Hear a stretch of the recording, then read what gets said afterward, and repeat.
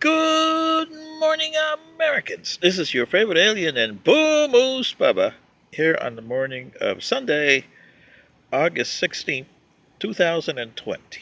And today's commentary is 1860 and 2020. Dejavue. Americans, you've had two elections where you were life or death situations. 1860, in 160 years, you got the same type thing here in 2020. Let me explain why. In 1860, you were thinking about states' rights or preserving the Union. Abraham Lincoln, preserving the Union. Stephen A. Douglas was the Democrats for state rights. But he wasn't a 100% Democrat because you had factions. The Southerners wanted something else. The Northern Democrats wanted something else. And this is the problem you got today, especially with the Democrats. Republicans have factions too, but they're not as disgustingly tore up as the Democrats are. They're bad, just like the Republicans were bad in 1860. But here's the problem. In 1860, the Republicans won. Preserving the Union won, caused the southern states to succeed because they didn't like Stephen A. Douglas. What would have happened if Stephen A. Douglas won? Well, you can only look at it in hindsight because you never know exactly 100% what would happen if he had won. But I can assure you that those Southern Democrats would not have liked Stephen A. Douglas, and they would have still succeeded from the Union. Here in 2020, you got the same life and death. Back then, it cost you 650,000 people.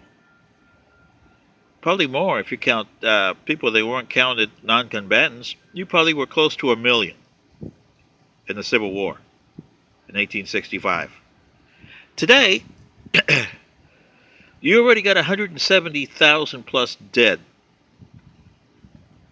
And the CDC said by September 1st, you're going to be at 189,000. So by the time you wrote in November, you're going to be, according to the CDC, over 200,000. That's their numbers, not mine. Okay? Here's what I'm saying. The election of 2020 has Trumpy Dumpy and Hensy Pensy, a lousy Republican administration. And then you got Creepy Joe and Kamala, he's a segregationist, Harris, for the Democrats, which kind of looks like the same thing as Stephen A. Douglas, doesn't it? There's a lot of Democrats that don't like either one, especially in the home state of California. They don't like Kamala Harris. In the home state of Delaware, probably don't like Joe Biden either. So here's the problem. You got factions within factions. And then you got me and Mr. Boo Moose over here, which are promoting John Kasich and Tulsi Gabbard. The best choice. Because number one, you got the restoring the union ticket here. Your union is fractioning. Worse than it was in 1860. Do you want to restore that? Or do you want to go the way of 1860? That's up to you. Number two, you got a pandemic that's killing you. By the time your election comes in there, according to the CDC, you'll have 200,000. Imagine by the time the presidency has to take office in January 20th, you'll be close to 400,000, and those are my numbers. Maybe 500,000. And will Trumpy Dumpy give up the ship? That's the question you got to ask. So here we are, Americans. What do we do? My suggestion is vote for John Kasich and Tulsi Gabbard because they have your interests at heart.